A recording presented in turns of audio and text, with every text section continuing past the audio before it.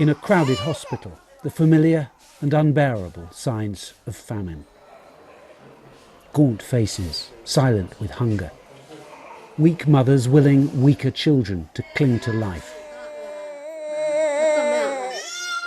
Somalia has been here before, but in isolated Baidoa, doctors and nurses are bracing themselves for new depths of catastrophe.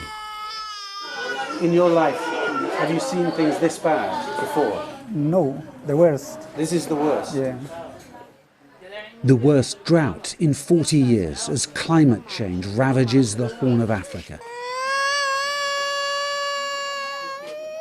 3-year-old Ali has been brought in with swollen limbs, a sign of severe malnutrition. He has measles too. His mother watches in silent dread of losing a third child. So this woman here has lost 2 of her children, 2 girls, in the last week. And already the hospital is struggling. Sometimes we are lack of the supplies. You lack supplies? Yeah. That must be incredibly frustrating. Sure. When it happens, it's actually terrifying, actually, because people are dying and you cannot support them. On the dusty plains around the city, more families arrive each hour and set up camp. Many have trekked for days or weeks. Across Somalia, 1 million people are making these journeys, bringing little with them but stories of dead cattle, dead crops, and a rural way of life that a changing climate will no longer tolerate.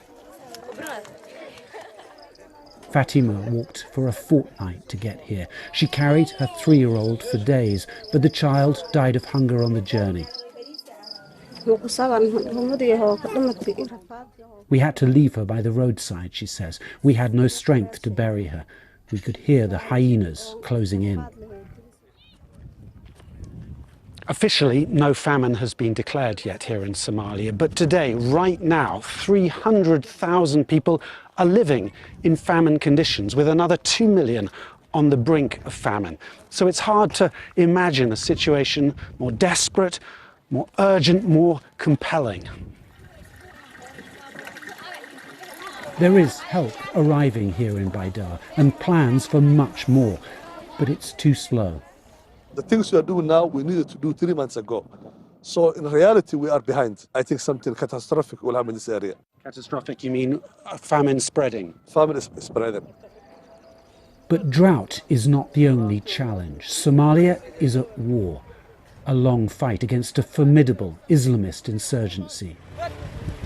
There's fighting going on today just down the road from here. It's part of a conflict that's been devastating Somalia for the past 3 decades. And of course, in a situation of drought, it means getting access to rural communities is not only much more dangerous and more expensive, it's also sometimes simply impossible.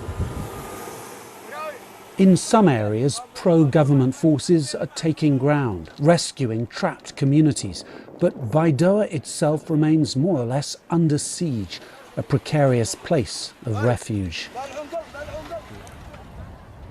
And while the men fight, it is Somalia's women who soldier on. Fatuma Omar recently buried her 10-year-old son Salat in the camp just here beside their makeshift tent.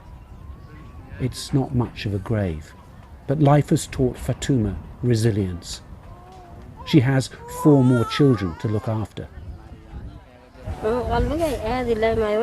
I cannot grieve for my son. There's no time, she says. I need to find work and food to keep the others alive. Listening to her is 11-year-old Diro. But the mention of his favourite brother is too much for him.